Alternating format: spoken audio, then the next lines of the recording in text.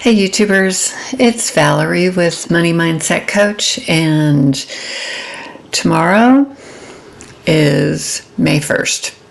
And so I am doing my end of the month thing of showing you what I spent. And I'm not including fixed expenses in this. I am doing the variable, the things that all of us can control and spend less money on if we're frugal, if we save, if we really, really work hard at doing that, which I do. And so anyway, I actually put March and April right next to each other, and I think I'm going to do that from now on. So one side will have the previous month, and one will be the end of the month we're in, which is April. I do have to say, May and October are my two most favorite months of the year. May is just the perfect month to me. It's not too hot. It's not too humid yet. Mother's Day. I was just saying to two of my sons the other day, I said, Mother's Day to me is even better than my birthday. It's my most favorite day of the year because I always wanted to be a mother so bad. And I was able to do that. And so that's one of my favorite days of the year. It's in May. There's a wedding I'm going to in May, which weddings are always beautiful in May. And it's just a favorite month for me. And everything is blooming. Everything is growing. It's just a beautiful month. And it's a transitional month, you know. April is pretty transitional, but I think May is too. Because then once you get into June, even though summer doesn't technically start until like June 21st. It feels like summer and it seems like summer way before that. So this is, to me, I love spring and I love fall. So anyway, let's go over my variable expenses. And as you can see, let me see if I got this right. Okay, for March, gosh, I spent almost exactly the same. $89.86 for March, $89.62 for April. Miscellaneous was very close. $69.11, $64.57. So I am less, and I'm, technically less with food, but it's very close. Gas, oh my gosh, $93.48 compared to $162 last month. Pretty good. Eating out. I only ate out once this month. And I split that. I went out to eat with my oldest son to the Mexican restaurant here in the town where I live. And we just split the bill right down the middle. And so 35 for him, 35 for me. Not bad, but if I would have not gotten the margarita, it would have been less. But if I go to a Mexican restaurant, I always get the margarita. Clothes. Spent $36 last month because I went to the thrift store. Clothes this month, I just got that scarf at Dollar General that was on closeout for 70% off for $1.50. Utilities, those went down a little bit. I can't wait to get my bill in the next couple days for the month of May. I can't wait because it's going to be less than $4.05. Actually, that's the other reason that I like May so much. I don't technically use my air conditioning until June. So right now I am in a situation where I am not using heat or air conditioning. And if I really have to cool my house off, I have an attic fan. I have ceiling fans. I can do it that way. If for some reason there's a cold morning, which there was the other day, I put on my electric fireplace in my living room and take the chill off the house. That's what I do. And so I expect this next utility bill to be less, and the one after that even lower. And then we're into air conditioning, but air conditioning never costs me as much as heating my house. So my utility bills will be lower for quite a while until we're really into winter. So it's not too bad. I got a haircut last month for $60. This month, I'm only getting 4 haircuts a year. And so what I did that I don't normally do is I paid $75 for a coaching session, which I am considering breeding my Labrador, and I am going to be talking to a breeder in the state of Missouri that's been doing it for quite a while, and he has these coaching sessions where he talks to people who are thinking about breeding and have questions. And so I am going to be talking to him, and I'm going to be making that decision pretty soon. She just had a heat cycle, so it's going to be 6 months or so before she has another one. And I don't know. It's a possibility. It's a possibility. I don't know if it's going to happen. I'm still in the researching stage. But I did buy her. I mean, I would have bought another dog after my second Labrador had to be put to sleep because he had osteoarthritis and he couldn't walk anymore. I don't know. I mean, I would have gotten another dog, but I thought about this. I've wanted to do this. So I did get an AKC registered English yellow lab. And she is absolutely beautiful, and she's a sweetheart. And so anyway, this is my last step. And once I talk to him, I'm going to have a better idea of whether this is something that I can do. And so anyway, I am going to be talking to him on Friday, so I can do a video and talk to you about what I asked him, what he answered. If there is anyone out there that's listening to me right now that has bred dogs that could tell me their opinion, the pitfalls, the really great things, I would really appreciate that if there's anybody out there that has bred dogs. I have gotten some opposition from people that I know that don't think that this is a good idea. They don't like the idea of it.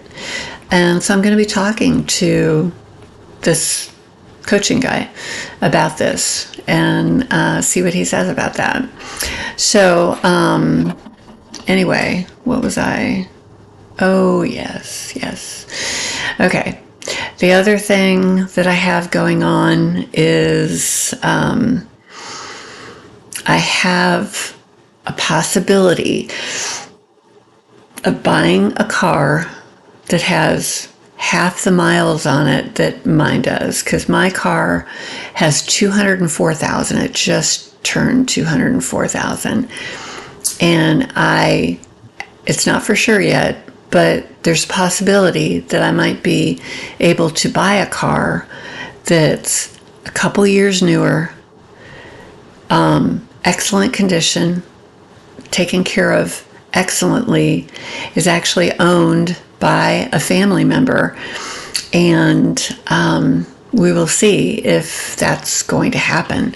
Right now, I don't know, and I won't know until August if this is going to happen. My problem is I positively love the car that I have, and if my car had less miles on it, I wouldn't even think of buying something. That'd be the last thing on my mind because I love my car so much. But when you have 204,000, it's like all of us. We get a certain amount of age on us, and you're not going to live forever. And my car is not going to go on forever. I cannot put infinite number of miles on this car. There is going to be an end to it. And that is so hard for me to even think about, because I really, truly love this car. And I have to tell you, years ago, I had a Mercury Villager minivan. And I loved that minivan. It was like my favorite. Of the 4 minivans that I drove over 16 years, this was my favorite. We were a year away from paying it off. And me and my youngest son were on our way to my sister's house, and we got broadsided by somebody who was running a red light. It could have been really bad, but it just totaled the van, and all of a sudden it was gone. And in my head, I was very attached. I told myself, I will never get attached to another vehicle again. I told myself that all those years ago. And I ended up getting attached. And I am so attached that I don't think I can sell the car that I have. It's a Acura TSX. It's 2011, but it's beautiful. It's a 2011, but it still has very, very, very classic lines. It's still a very good looking car. It's got a few little things, it did have hail damage back in March. Not super noticeable because the car is white. It's not perfect. It's got 204,000 miles on it, so it's not perfect. It has, a little bit here and there, but it still is a sharp looking car. Because I will not drive a rust bucket. I will not drive something that looks like it should be in the junkyard. I won't do it. I won't do it. Absolutely not. What I drive has to still look good. And it still does. It still does. So I'm thinking, if I get this other car, maybe having both of them. I know that's not a frugal thing. It's not. But I thought about it and I thought, well, having 2 cars, this one that I'm considering buying, if the price is right, has all-wheel drive. I live in a hilly area. So when the weather's really bad, I could drive that car because it's got the all-wheel drive. But my TSX, you could drive both and then lessen the amount of miles you're putting on both, because it's not just one vehicle. You can kind of trade it out and drive this one and then drive that one. So then you're not putting a lot of miles, all the miles, on one. It makes sense to me. But I have to think of insurance costs, gas. Even though if I filled both of them up, they would both last a long time and I wouldn't have to put gas in. And if I got low on gas on one, I just drive the other one.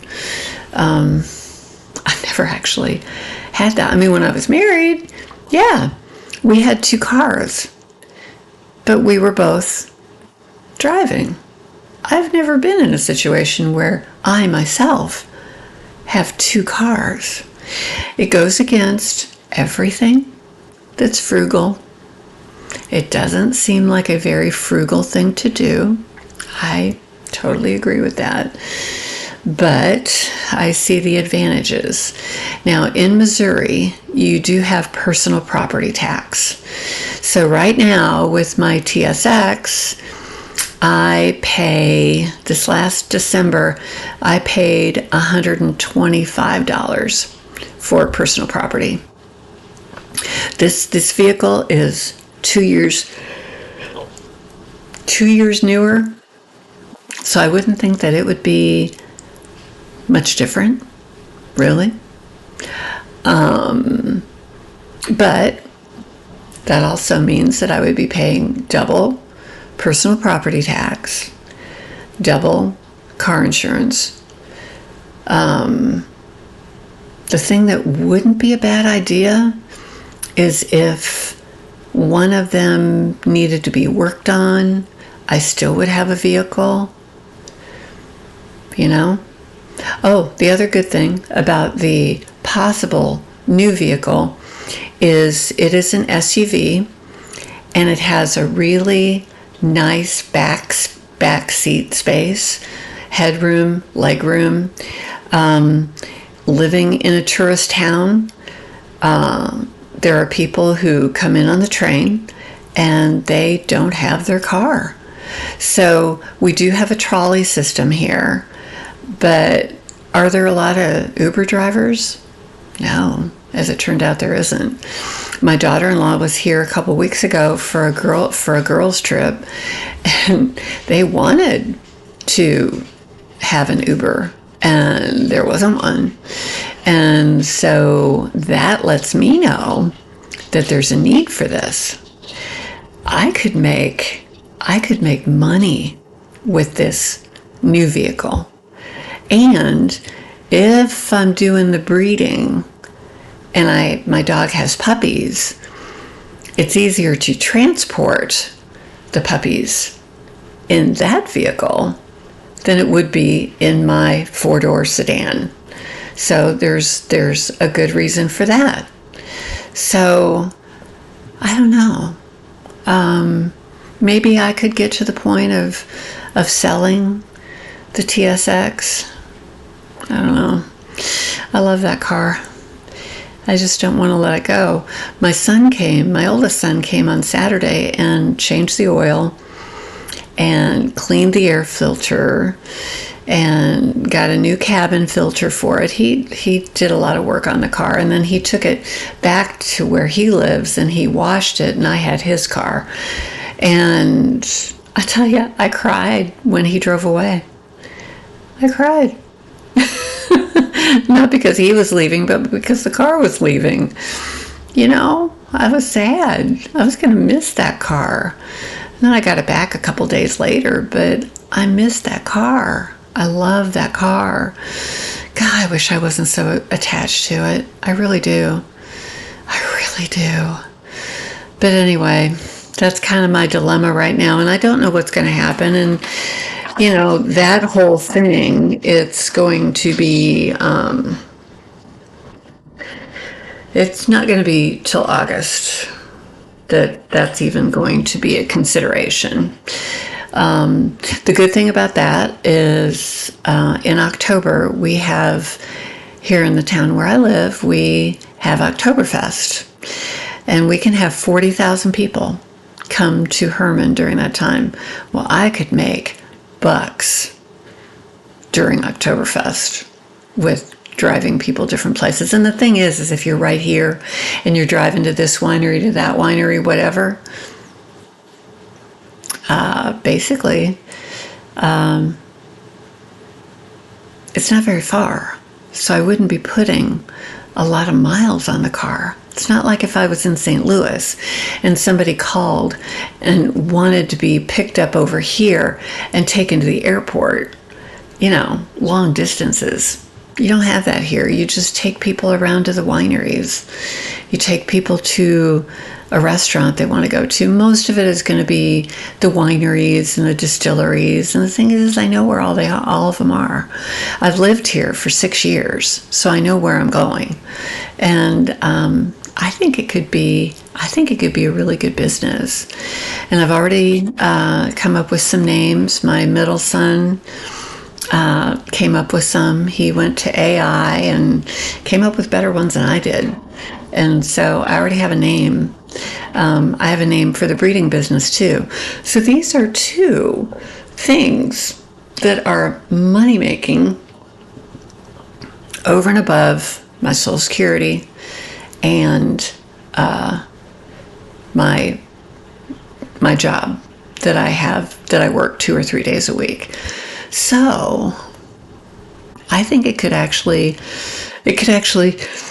really work.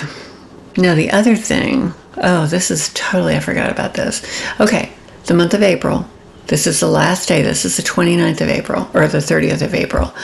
This was my first month in 9 years without alimony. Almost $2,000 worth of alimony. This was my first month. And I have to tell you, in March, I was very anxious. I wasn't sure how this month was going to go, but it's gone really well. I mean, I didn't have any problems at all. And in the month of May, my bosses are going on vacation. They're going to be gone for at least 2 weeks. So I'm going to be running the store while they're gone. So I have all these extra hours. So I'll make even more money. So May is going to be a good money month for me. I will really be able to get a jump ahead, very much so. So anyway, things are going well. Things are going well. I made it through the month of April with just my Social Security and just the money from my job. And I did fine. I think I have talked about this before, but in the month of March, the last month that I got alimony, I looked in my checkbook. The only thing that I deducted or added was my Social Security and the money from my job. That was it. I didn't look. I didn't consider. It didn't exist. The money that I got from alimony in March.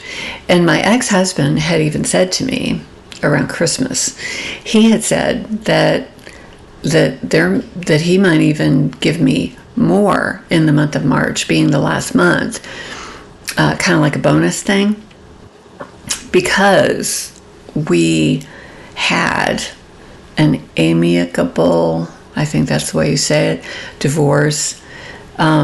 We've gotten along the whole entire time during this whole thing. And so he kind of thought, hey, you know what? I'll give you more. Well, he did.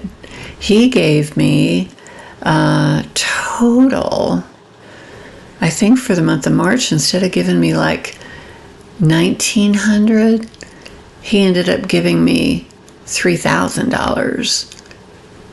That was great. I acted like it didn't exist. So when I look at my checking account online in PNC, it shows that extra, but I only go by what's in my checking account. That's it. That's the only thing that I go by. Or my checkbook. In the register, that is what I go by. That is what I have, and that is what I live on.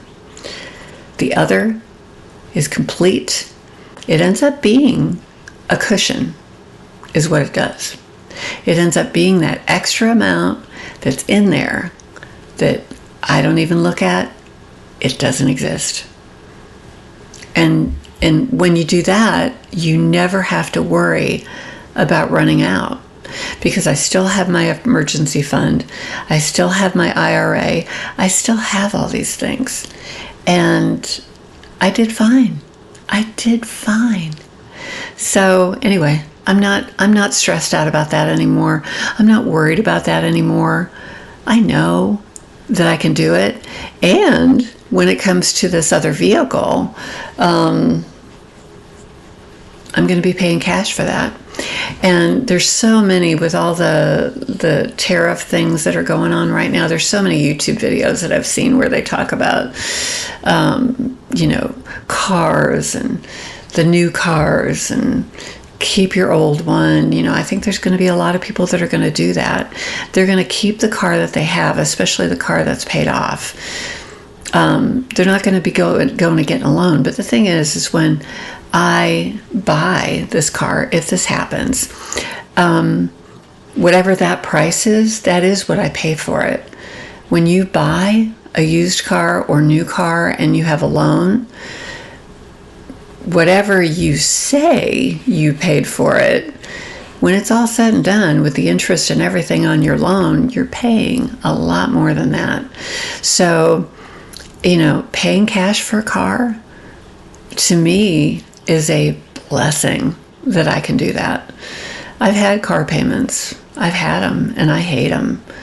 I hate them with a passion, you know, because who wants to have a car that you're making payments on and then something goes wrong with it and you got to spend money to fix it? Cars are expensive enough with the maintenance and the gas and the occasional thing that you might have to get fixed without having a payment on the dumb thing.